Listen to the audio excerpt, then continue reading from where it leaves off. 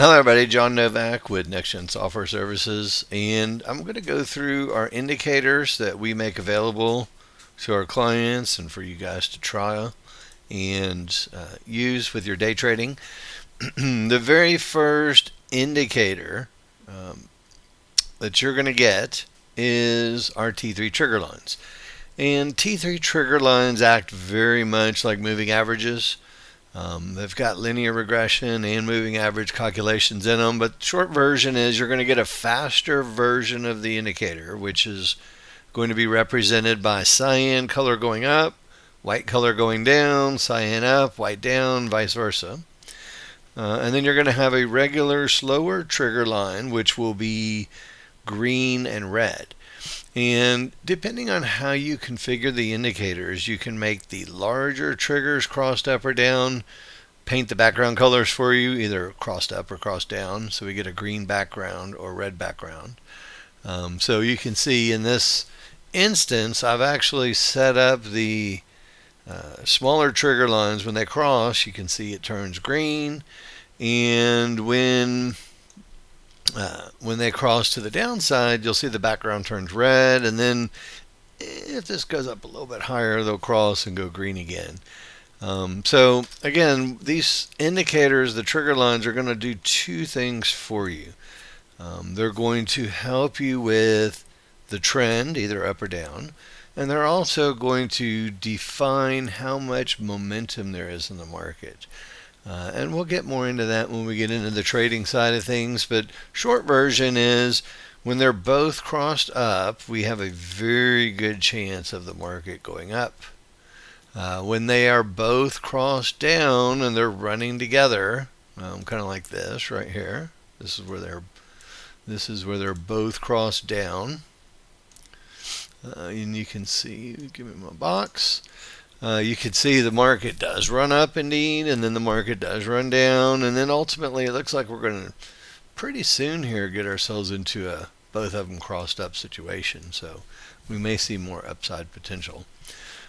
So beyond the trigger lines, I'm going to get rid of this here for you. We're going to add on another one of our indicators, and the divergence potential indicator. And it takes just a second to calculate, but the short version is the divergence indicator will tell you when there is actually a divergence on the chart, right? And you can change colors, and you can change the text size, and you can tweak it up as you see fit. Traditionally, I'd leave it smaller text and lines on the chart, but you guys can arrange that. And there's two things that you'll see, and if you're familiar with our NinjaTrader version, it's literally the exact same thing. If I was to put these two side by side, maybe the Ninja's a little brighter color wise, but the trigger lines cross up and down, and then we have divergences, and the divergences are really when a MACD, which is not really shown here, diverges from price swings. And the indicator will do two things for you. Number one, it will tell you when that happens, and it will plot a number, a negative number, on a pivot, which tells us that there was divergence there. And what you're going to find is that when there is divergence in the market has a tendency to go the other way quite a bit.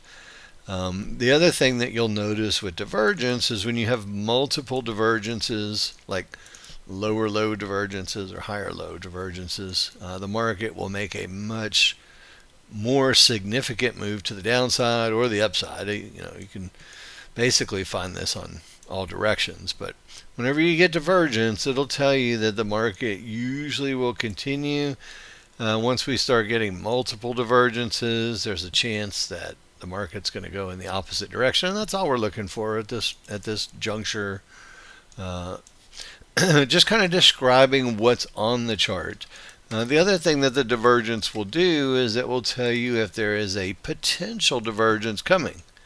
So you can see this live number that's working over here on the right hand side, negative 98. That tells you that if the market does put in down bars, we will get divergence, bearish divergence to the downside. And as I just discussed, if we get subsequent bearish divergences in a row, so if we get a third one, it will probably start a significant move to the downside. Then, just because there's potential divergence doesn't mean it has to happen. It just means that there's a potential of it happening. The other thing that you'll see is these support and resistance lines that are generated.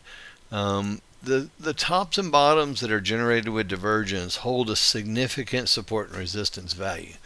And again, I'm not going to try to get into the trading of the indicators right here. All I'm going to do now is just go through the basics of what they are first, and then we'll work on them later, as far as trading rules and things of that nature. So I don't want to confuse you too bad. The other thing that you're going to find very useful in what we do is our Fibonacci one-to-one areas. And you're going to, they plot as yellow dots or magenta dots. And these are basically Fibonacci support and resistance levels. Short-term Fibonacci support and resistance. I'm going to teach you how to trade them really quickly. You ready? This is going to be the fastest, easiest lesson on the planet that you've ever had in your whole life. Whenever you get to the one-to-one dots, all you have to do is say, where are my small triggers? If the small triggers are above the dots, it's going to be support. If they're below the dots, it's going to be resistance. And what you will find is that each time the market breaks, especially the trigger lines break above these dots, they'll end up being a support area for you. When the trigger lines are not breaking above the dots, they'll end up being resistance, and you'll end up having the market stop. And then ultimately, just like every other support and resistance, they can break. So again, this dots right here, once we get both of our trigger lines below those dots, which would happen about right there, I'll put a circle on.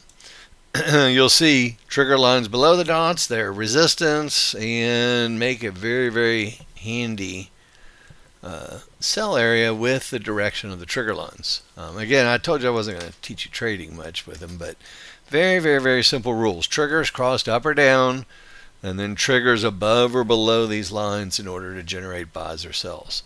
Really, really going to be easy using our software. The final indicator that I'm going to put on for you is our T3 trend bands. And our T3 trend bands, basically it's a Keltner channel, short version. The middle band, which is green when it's trending up, usually will be support for us. So we'll see support. Really what we're trying to do when we trade, not to get too far ahead, but we're looking for a confluence of multiple indicators saying the same thing at the same time, which is what everybody in the world does. We've been doing this since 1998. So we've got 20 plus years, 28 years now, almost 28 years in August, or actually 28 plus years of doing this. So we know exactly, we've got written trading plans, we've got live classes, we can basically teach you how to put together very couple simple trades that will make you money very consistently day in and day out. And that's really what it's about. But it's about confluence. It's about, the trend bands are going up. The background is green. Both of the triggers are above the one-to-ones, and they're both crossed up, and then you can go long until you hit some type of resistance. And then ultimately the outer bands will also act as resistance for us, which you can see here. And the outer bands will take you down to the mid bands, and then you can see our trigger lines get below, so we keep going down until we get to the outer bands again. And basically you're just trading, long when the triggers are crossed up and everything is going up, and then you're going short when everything is crossed down and everything is going to the downside. And then when you run into lines, such as the outer band or even one-to-ones, it doesn't matter. If you run into lines, the trigger lines don't get below the lines are going to hold. We do have one more indicator, the additional indicator, which is our T3 market flow. And again, the market flow is exactly the same for NinjaTrader as it is for TradingView. So we're not going to redo the market flow educational material. All you have to do is just log on to our Gitbook, which is our trading guide, and go in, and then the market flow will be described to you and you'll understand exactly how to use it. So again, I appreciate you taking the time to watch this video.